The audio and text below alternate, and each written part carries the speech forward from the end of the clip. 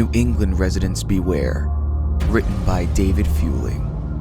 One night outside Longfield, Massachusetts, was all it took to never feel peace again. The little town is not too far from Thoreau's famed Walden, and curiosity drove me and some like-minded friends to make the trek one hot summer. It's a little place, and so secluded that you won't find it on most maps. We thought exposure to such pristine nature would prove enlightenment.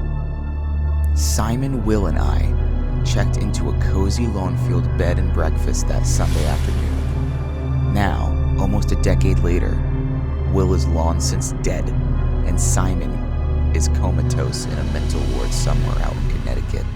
I'm the only one intact enough now to say what happened that warm, foggy evening. We stopped by a quaint bar at around 5 to taste the local drafts. We took our time flirting with the girls and singing the familiar songs that came on the jukebox. And when we were done, we decided to see what the nearby woods had to show us. We paid our tab, gathered our things, and made for the trees in the distance. Once in the thick of nature, we could feel the peacefulness all around us. The smell and the sound of pure, unmolested life everywhere was intoxicating. We hiked until it was dark. Then we dug our flashlights out from our backpacks and pressed on a little more. The woods at night are magical, and we found ourselves grinning earnestly at each other as we walked. It was perhaps 10 in the evening when we decided we wanted to head back. Still not satisfied with our experience, however, we took a different route home. It wasn't long before we found a clearing that we must have missed on our first pass through the trees. It seemed unnaturally hewn from the surrounding forest, and we stopped to rest on the apparently man-made seats that were there. Simon was first to see the strange man who emerged from the clearing. He had a large bushy beard and wore the apparel of a man intimately familiar with nature. His eyes were sharp and knowledgeable. He stood silently and only said, "Hello," once we had all become aware of his presence. "Hey," said Will. We all flashed each other a nervous look. The strange man exuded cunning and a measured calmness. These were unpleasant qualities to find in someone apparently wandering through the deep, dark woods. "Do you believe in God?" the strange man asked with a pleasant smile. We all remained silent, so the man replied, "Of course you do." "Look, we've got to go," I said. Beginning to stand and collect my things, I wanted to get away, and I felt the sentiment was shared by Simon and Will. "Surely then," the man continued, without acknowledging my words, "you believe that everything God makes is beautiful." He approached us. He approached the three of us with an excited stride as he said these things. He put his hand on my shoulders and pressed until I was forced to sit again. Will, Simon, and I looked to each other furtively, silently, deliberating on whether to attack this man, to knock him down and run away, but the man had not done anything to warrant such aggression, at least, not yet. So we stayed. The man continued speaking. "I'd like to share some of God's beauty with you all," he said. Then from his coat he produced a tin drinking flask. We all smiled with relief. Surely this strange man was just a friendly drunkard. He offered me the flask, and after looking to Will and Simon for encouragement, I drank. We passed it around, and the strange man simply smiled with good-natured glee. He seemed so pleased, in fact, just to be sharing with us. When we were done, the man took back his flask and returned it to his coat pocket. Then he clapped his hands together noisily, as a child does when it cannot contain its excitement, and said with an enthused smile, "Now we're ready." "For what?" I asked. My cheeks were flushing with the warmth of the drink we had shared. Indeed, as I looked around, Simon and Will's faces were already quite pink. We didn't drink that much, I thought to myself. Why did we all seem so affected? The strange man cleared his throat and said, "We're ready, of course, to witness the beauty of God." He raised his voice until it was loud enough to produce a soft echo as he said it. With that, we became aware of a rustling in the nearby trees. What emerged was 2 bearded, scruffy men, not dissimilar in stance or dress from our stranger. In tow, they dragged a bound woman. The sudden horror struck the 3 of us in different ways.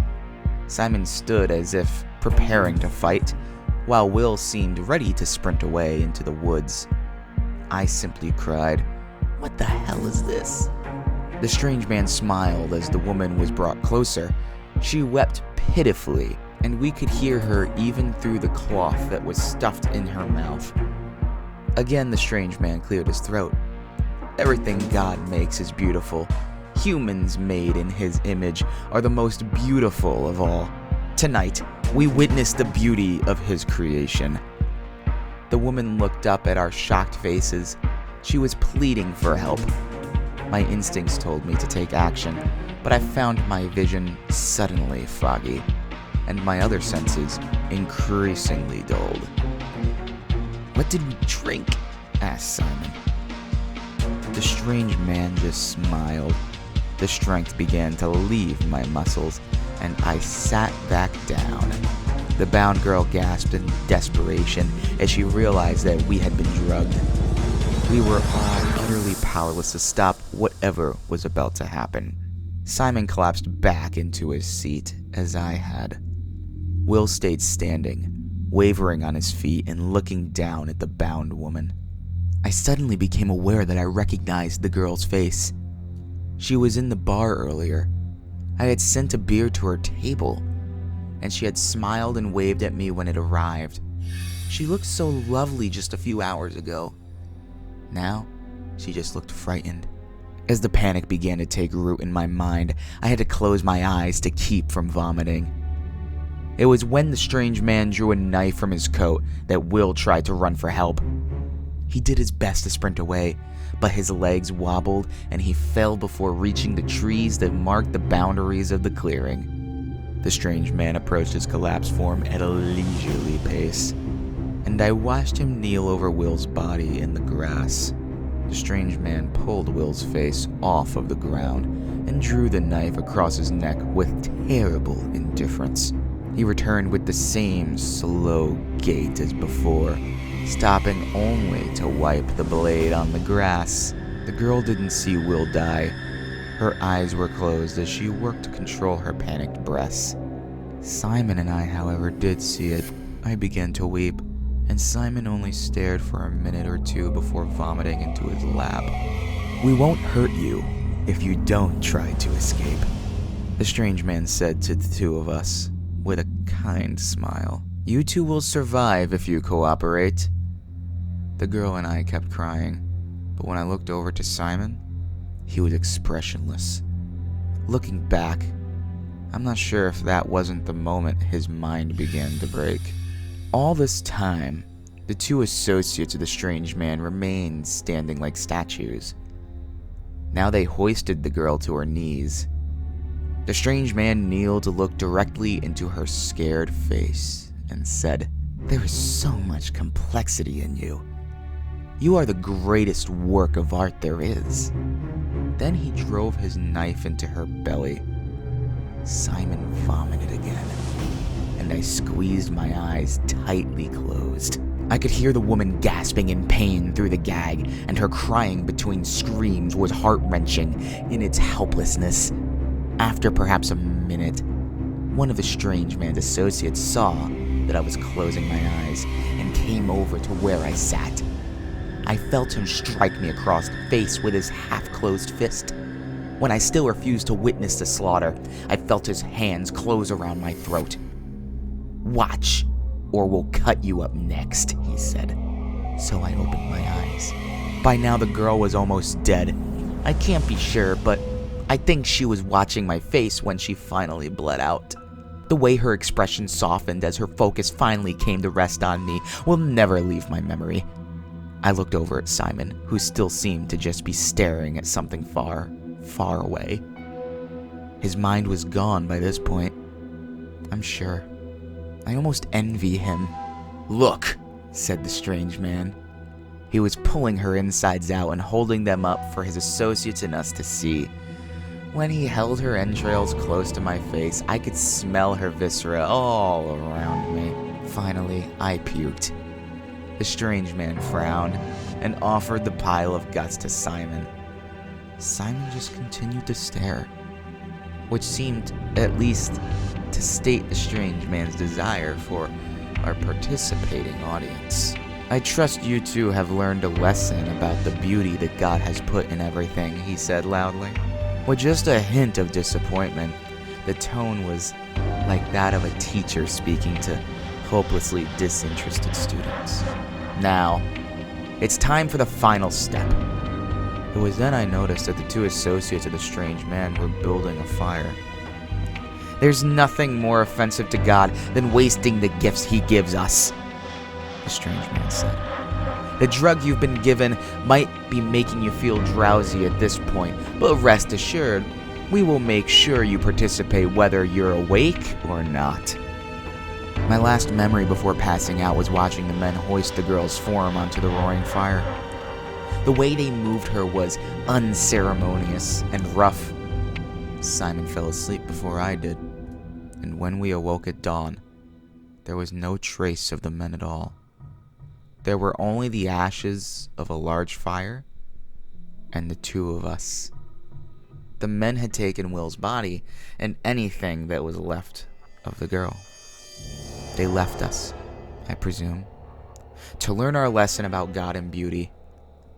I hoisted Simon over my shoulder and brought him back into town. It was hard going through the trees, but my adrenaline helped. An ambulance was immediately called for Simon, who was still a silent ragdoll. I visited him once or twice in his hospital room since then. He only stares wordlessly at the far wall from his bed, day after day. Sometimes he just starts crying. I tried to go to the police, but they were incredulous.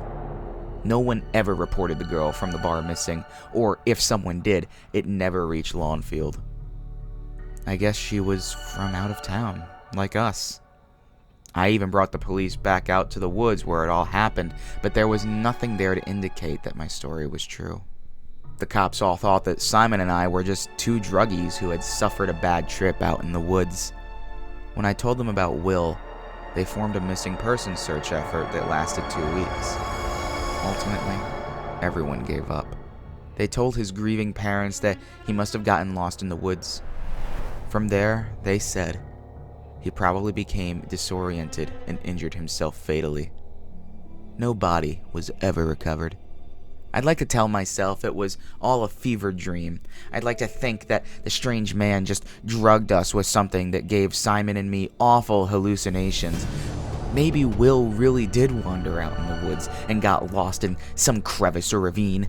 I want to believe these things more than anything in the world, but I can't. I can't for one very specific reason. That morning, when Simon and I awoke to the strange man and his associates gone, I was sober. I'm sure of that. I was totally sober that horrible morning, and that sobriety means one thing. When I woke up and smacked my lips together for the first time, I wasn't imagining the taste of fresh human gore in my mouth. I've lived for years now with a pain in my stomach, which I thought was stress-related.